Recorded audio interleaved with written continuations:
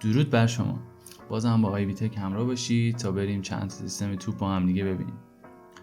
امروز 4 تا سیستم براتون لیست کردم تو رنج قیمتی 40 تا 50 میلیون تومان که البته دوتاش تقریبا مثل همن، پس جفتشون رو یکی میکنم. اگر هم میخواید سیستمی ارزونتر در رنج قیمتی 30 تا 40 میلیون تومان جمع کنید، میتونید ویدیو قبلی من رو ببینید، لینکش رو دیسکریپشن میذارم. امروز 4 اسفند 1402 هستش. ممکنه قیمت ها وقتی که شما این ویدیو رو میبینید تغییر کرده باشه. امیدوارم قبل عیدی بتونید یه سیستم خوب جمع کنید.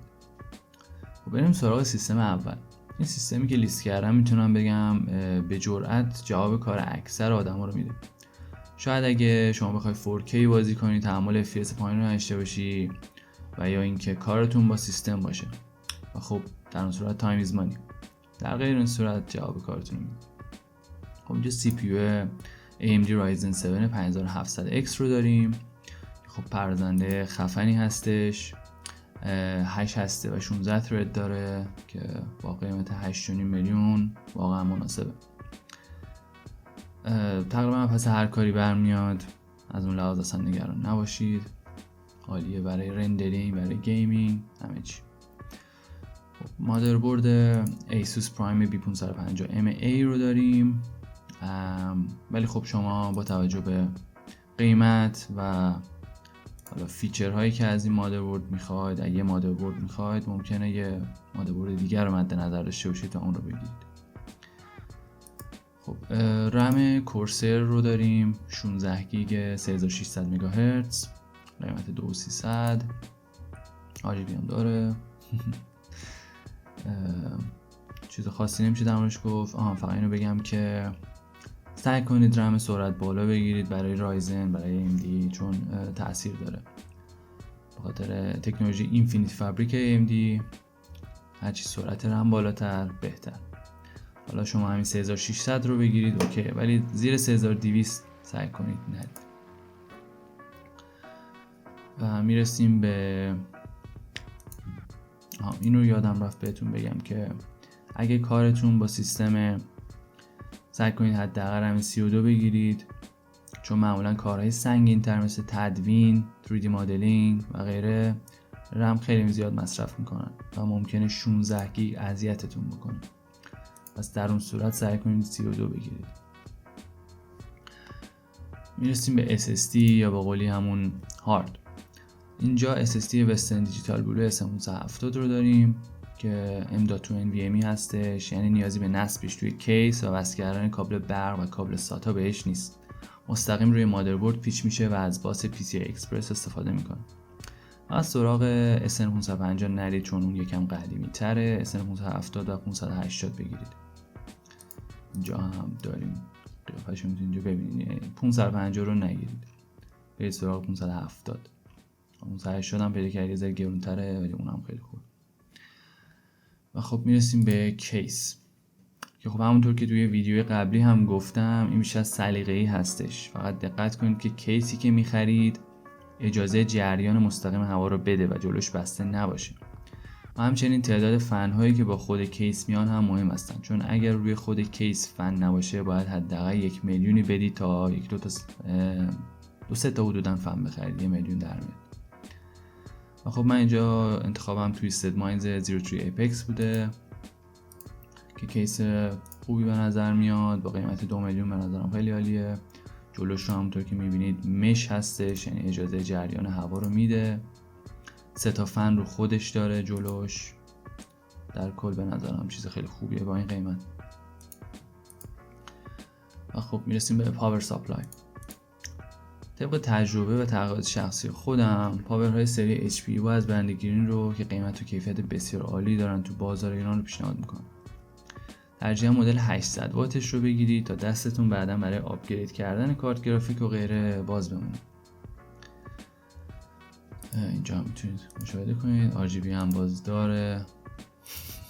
من خودم همچین فن RGB نیستم ولی خب شاید شما باشید.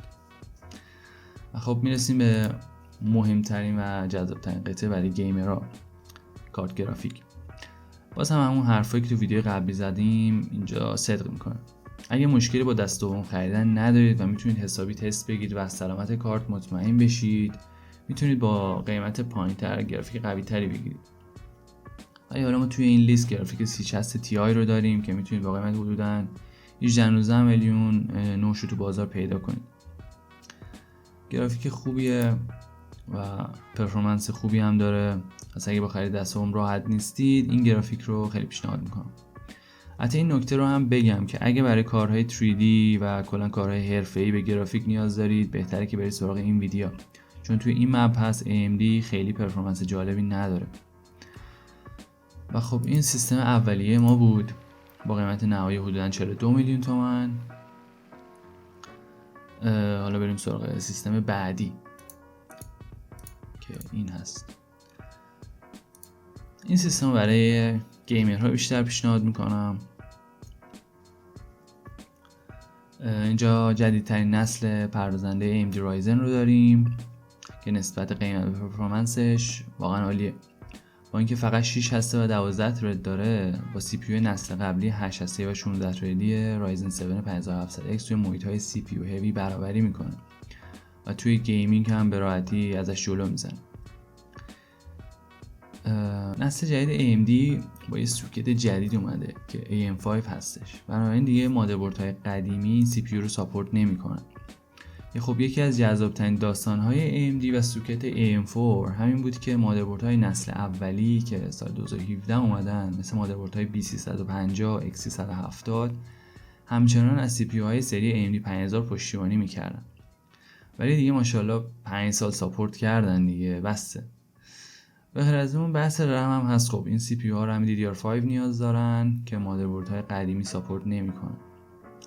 بگذاریم از این داستان. اینجا مادربرد Asus Prime B650K رو داریم، ورژن DDR5، ولی بازم میگم شما ممکنه با نسبت به فیچرهایی که این مادربرد داره براتون کافی نباشه یا قیمت پایین‌تر بتونید پیدا کنید اونو بگیرید، بازم بستگی به خودتون داره. میرسیم به رم که خب اینجا رم همون DDR5 رو داریم. من پیشنهادم 32 گیگ هستش. حالا چرا برای سیستم های حتی برای گیمینگ به نظرم 32 گیگ بگیرید؟ چرا برای سیستم قبلی نمیگفتم 32 گیگ برای گیم؟ خب چون شما DDR4 رو که بگیرید دیگه نمیتونید تو سیستم های بعدی آپگرید های بعدی ازش استفاده کنید، به قولی آبسلیت میشه. ولی این رم تقریبا تازه به بازار اومده، فعلا جا داره که شما تو سیستم های بعدیتون هم بتونید از همین رم استفاده کنید. پس 32 بگیرید و خیال خودتون راحت کنید. باز هم اینجا هم میگم که سعی کنید سرعت رم رو بالاتر بگیرید، مثلا 6200 اینجا براتون زدم اوکی، زیر سعی کنید 6000 نرید که خب بازم میگم به خاطر تکنولوژی اینفینیتی فابریک تاثیر بسزایی توی پرفورمنس CPU داره. SSD کیس و پاور دقیقا همونن، هیچ تغییری نکردن. گرافیک هم که خب میرسیم به همون بحث شیرین نو یا دست دو. اگه نو میخواید قیمت نهایی کیس 44 میلیون تومان، گرافیک 1660 Ti یا 1660 سوپر رو میتونید بگیرید نو، و با قیمت نهایی حدوداً 49 میلیون تومان میتونید RTX 3060 Ti رو بگیرید. اگه با دست دوم اوکی هستید میتونید با همین 44 میلیون تومان گرافیک RX 6800 XT که با RTX 3080 برابری میکنه و یا RTX 3070 بگیرید. من دوباره این نکته رو بگم که قبل از خرید دست دوم حتما تست کافی بگیرید از کارت، تست فورمارک، تست دما، تست 3D مارک و نتیجه تست 3D مارک رو با نتایجی که توی اینترنت میتونید از اون کارت گرافیک پیدا کنید مقایسه کنید تا فرق زیادی نداشته باشه. سعی کنید تست هم تا جایی که میشه طولانی و پشت هم باشن. 45 دقیقه تا 1 ساعت برای تمام تست ها پشت سر هم اوکیه به نظر من، ولی خب هرچی بیشتر بهتر. بذارید فرق این کارت ها رو هم بهتون نشون بدم. کارت GTX 1660 Ti یا سوپر تقریبا با 1070 برابری میکنه، یک مقدار ازش بهتر. پس شما حدودی اینجا در نظر بگیرید GTX 1660 Ti رو. حالا بیایید بالاتر تا برسید به RTX 3060 Ti. میبینید که نسبت خیلی زیادی پرفورمنس بالا رفته خیلی قوی تره و به نظرم ارزششو داره که یه مقدار بیشتر پول بدید و این رو بگیرید. و خب اگه دست دوم بخواید بگیرید هم میبینید که RTX 3070 با قیمت پایینتر پرفورمنس بیشتری بهتون میده و حتی RX 6800 X اینجا میتونید ببینید که با RTX 3080 برابری میکنه. تا اینجا از 3090 هم بالاتره، ولی خب به خاطر اینه که 1080p هستش. اگه برید مثلا 4K رو نگاه کنید ببینید که RX 6800 X با 3080 تقریبا برابری میکنه. این هم خب سیستم 2.3 بود که گفتم یکیشون کردم. حالا میرسیم به سیستم آخر، سیستم 4. بازم پرزنده سری AMD 7000 رو داریم، Ryzen 7 7700X 8 هسته و 16 threadی که قدرت بیشتری در مواردی که استفاده از CPU زیاده رو در اختیارتون میذاره. اینجا میتونید تفاوت این سه تا CPU رو هم ببینید. اینجا 5700X رو حالا نداریم اینجا دقیقاً، ولی شما تقریبا اینو در نظر بگیرید یه مقدار پایین‌تر. میبینید که همون 7600X هم که بهتون گفتم، 7600 هم که بهتون گفتم تقریبا با 8 هسته‌ای نسل قبل برابری میکنه. ولی خب شما اینجا 7700 رو ببینید یه سرگردن از اونها بالاتره. این سینبنچ R23 هست، رندرینگ 7 زیپ هم همین داستانه. باز 7700X میبینید که یه سرگردن بالاتر از بقیه ایناست. ادوبی فتوشاپ هم همین صدق میکنه. و خب توی گیمینگ هم حتی با RTX 4090 میبینید که Ryzen 7 بازی سرگردن از بقیه بالاتر، از 7600 از 5700. این هم از بنچمارک های این CPU.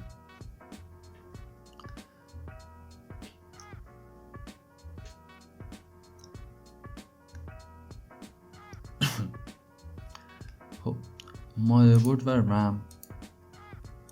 مادربرد رم یکیه، SSD کیس و پاور باز یکیه، هیچ تغییری نکرده با سیستم قبلی. حالا به گرافیک دوباره میرسیم که همون بحث دوباره 1660 Ti، RX 6800، RTX 3070 اگه دست دوم. البته بازم روی این نکته تاکید کنم که اگر برای کارهای حرفه‌ای میخواید این سیستم رو بگیرید، سعی کنید که سراغ این ویدیو برید و حتی اگه ویرمشون هم بالاتر باشه، مثلا فرض کنید شما RTX 4060 Ti با 16 گیگ ویرم یا ویدیو مموری، یا RTX 3060 با 12 گیگ ویرم بگیری، برای این جور کارها خیلی بهتره. قیمت نهایی این سیستم هم حدوداً 49 میلیون تومان در میاد. این سیستم رو واقعا اگه یک گرافیک قوی بندازید روش، واقعا خیلی خفن میشه و از پس هر کاری با سرعت و چابکی برمیاد، هم گیمینگ و هم همه کارهای دیگه، و با قیمت 5 میلیون به نظرم خیلی خوبه. خب به پایان این ویدیو رسیدیم. امیدوارم که این ویدیو هم کمکتون کرده باشه و بتونید یه سیستم توپ هم جمع کنید. سوالی، حرفی، چیزی اگر هست کامنت بذارید، خوشحال میشم جواب بدم. لایک، سابسکرایب یادتون نره. اگر به نظرتون ویدیو خوبی هم بود برای دوستانتون هم بفرستید، شاید به دردشون بخوره. تا درودی دیگر، بدرود.